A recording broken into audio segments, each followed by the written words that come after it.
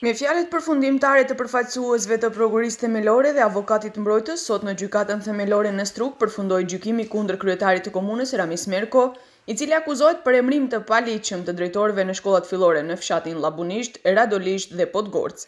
Gjykatësi Jordan Jovanovi, i cili po trajton disa nga rastet kundër kryetarit të komunës Merko, tha se nesër do të shpallë vendim për këto dy raste.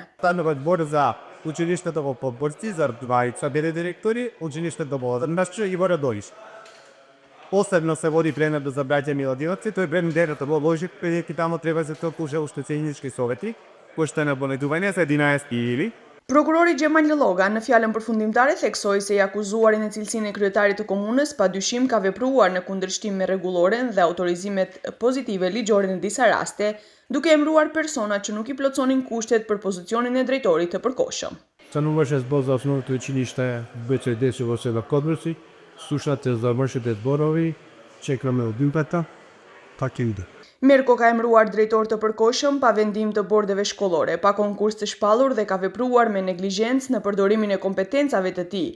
Diskrecionit si kryetar komune, gjë që ka prishur, ndër të tjera, procesin e funksionimit të institucioneve arsimore. Të gjitha lëndet për shkollat e cilat janë ngritur për kryetarin e komunës së Strugës Ramis Merko janë drejt fundit, njoftoi gjykatësi.